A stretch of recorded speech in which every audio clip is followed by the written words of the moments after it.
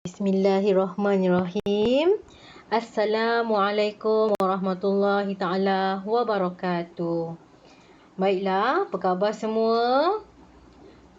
Okey, hari ini adalah hari minggu terakhir yang di mana awak semua akan mendengar suara saya dalam video.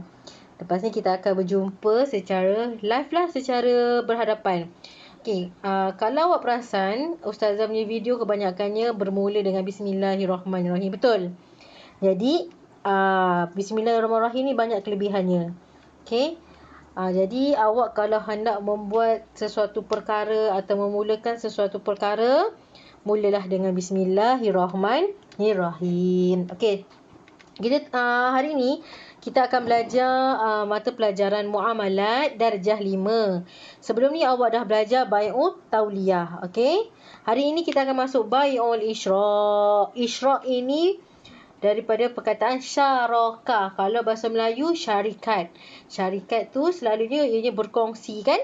Benda besar. Jadi baiklah kita tengok pada pengertian Bai'ul Isyraq. Okey, Bai'ul Isyraq ini ialah jual beli secara berkongsi ataupun sekutu. Okey, maksud Isyraq ialah berkongsi.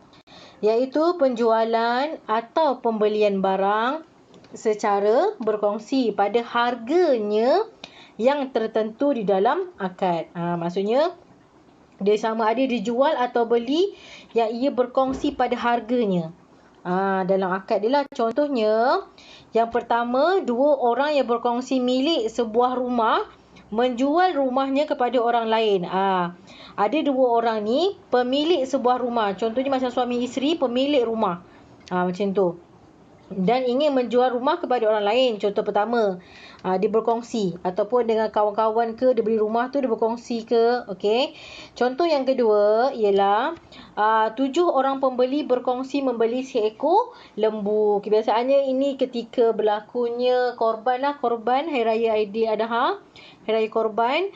Seekor lembu yang besar itu berkongsi seramai 7 orang, iaitu 7 bahagian lah. Contoh lafaz akad dia macam yang pemilik rumah. Aku berkongsi dengan engkau setengah bahagian pada akad jual beli rumah ini.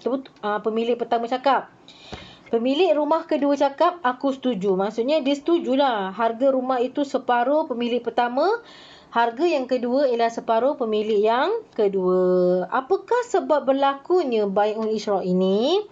Bai'ul Isyraq ini berlaku disebabkan dua orang yang memiliki satu-satu barang ingin menjual barang milik mereka. Maksudnya satu barang dimiliki oleh dua orang dan ingin menjual barang tersebut. Okey, sebab pertama. Sebab kedua ialah tadi rumah. Sebab kedua ialah sekumpulan orang ingin berkongsi membeli seekor lembu untuk ibadah korban. Dia niat dia sebab nak berkongsi kan. Ya, apakah hukum Bai'ul Isyraq ini? Ialah sah sekiranya dipersetujui oleh rakan kongsi yang lain.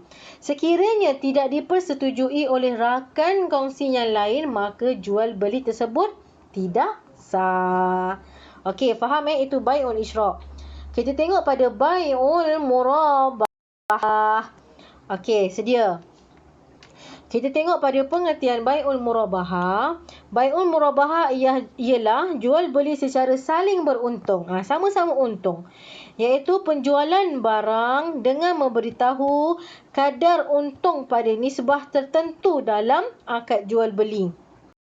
Baiklah, untuk lebih faham apa itu Bai'ul Murabahah, Ustazah bagi contoh, iaitu seseorang itu ingin menjual sepasang baju dengan memaklumkan, iaitu dengan memberitahu kepada pembeli harga asal, iaitu harga modal.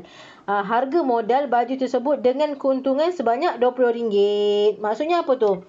Maksudnya penjual memberitahu kepada pembeli, aku beli baju ini dengan harga RM20, tapi aku jual dengan engkau RM40, yang di mana aku mendapat keuntungan sebanyak RM20. Dia bagi tahu dengan pembeli tu.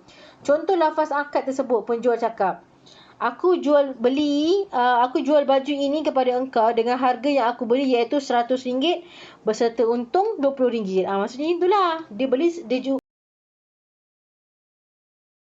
tapi dia bagi tahu juga dia untung dengan jual baju ni RM20. Okey, kadang-kadang berniaga ni memang kena bagi tahu. Sebab orang asyik minta murah je kan. Untung ke banyak mana pun. Jadi macam inilah dia bagi tahu. Untung aku tak banyak mana pun RM20 je. Macam tu. Pembeli cakap, okeylah aku setuju, aku beli. Faham? Ini dia bagi tahulah keuntungan dia berapa. Kadang-kadang orang tak faham kan. Fikir orang tu kaya, banyaklah dia punya perniagaan mewah, kita fikir banyaklah tu untung dia. Sebenarnya itulah dia punya pusingan duit nak digunakan. Okey? Kita kena fahamlah. Okey? Apakah hukum bai'ul murabahah ini? Hukum bai'ul murabahah ini sah sekiranya kedua-dua pihak penjual dan juga pembeli setuju dengan harga yang telah disebutkan dalam akad.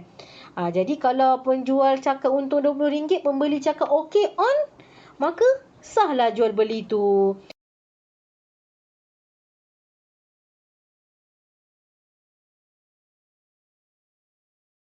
Tak bolehlah berlakunya jual beli tersebut. Dia mesti kena dua-dua bersetuju. Apakah kelebihan? Jual beli bai'ul murabahah ini ada kelebihan. Apakah kelebihannya? Kelebihan dia iaitu akad yang jelas menerangkan kadar keuntungan dapat merangsang perniagaan. Yang kedua, budaya niaga yang baik boleh meningkatkan daya saing. Bai'ul murabahah ni ada kelebihan lah. Sekarang kita tengok pada bai'ul muhattah. Apa itu bai'ul muhattah? Iaitu jual beli secara harga rendah atau rugi. Muhattah. Muhattah ni maksudnya ada harga tu lebih rendah ataupun dia akan rugi. Siapa yang rugi ni? Peniaga biasanya. Iaitu penjualan barang dengan memberitahu kadar harga yang lebih rendah daripada harga asal. Dia beli barang tersebut, dia tu penjual lah. Peniaga, dia beli barang tersebut dengan supplier dengan harga RM50. Tapi dia terpaksa menjual dengan harga yang lebih rendah daripada harga modal dalam akad jual beli. Maksudnya dia beli RM50, dia terpaksa jual dengan harga RM30. Contohnya, seseorang menjual sebuah jam tangan dengan harga lebih rendah dari harga beliannya dan memaklumkan dalam akad, contoh lafaz akad, kepada engkau dengan harga RM90 je. Dekat situ ada untung ada rugi? Rugilah kan. Dia beli RM100, dijual RM90. Dia rugi berapa ringgit? RM10. Tapi pembeli cakap aku beli. Setuju. Dah setuju? On. Jadi je jual beli tu. Okey, kita tengok je info. Info dia. Bai'ul muhattah dikenali sebagai bai'ul wadhi'. Okey. Sebab berlakunya bai'ul muhattah ni. Okey, yang pertama, para peniaga ni nak habiskan stok lama. Contohnya jualan di musim perayaan atau hujung tahun. Macam baju raya kan. Kebanyakan baju raya ni dia jual banyak pada hari raya kan. Jadi pada yang akan datang ni design mesti dah berubah kan. Bila design dah berubah, orang dah macam tak apa minat kan. Mesti nak up to date kan. Jadi baju-baju yang musim perayaan itu para peniaga akan menjual dengan harga yang lebih rendah lah. Kadang-kadang kadang-kadang sampai rugi. Sebab kita nak habiskan stok. Okey. Para peniaga telah mendapat keuntungan di awal musim penjualan dan ingin menghabiskan baki jualannya bagi menambah keuntungan yang sedia ada. Mungkin sebab berlaku yang kedua ni, dia para peniaga ni dimurahkan harga barang tersebut. Sebab apa? Sebab ia telah mendapat keuntungan pada jualan yang pertama. Pada awal-awal tahun, awal-awal raya tu dia dah dapat untung banyak lah. Jadi dia jual lagi baki jualan ini untuk apa? Untuk habiskan stok dan dapatlah tambahkan sedikit keuntungan yang sedia ada ni. Tambahkan lagi. Okey. Yang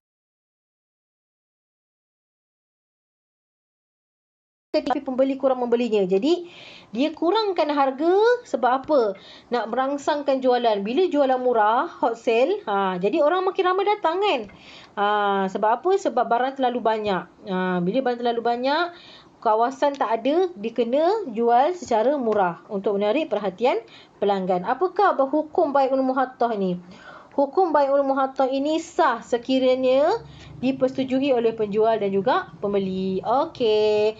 Jadi di sini awak telah habis jual beli yang sah. Minggu hadapan awak akan belajar jual beli yang dilarang. InsyaAllah kita jumpa minggu hadapan bersemuka di sekolah. InsyaAllah. Assalamualaikum warahmatullahi taala wabarakatuh.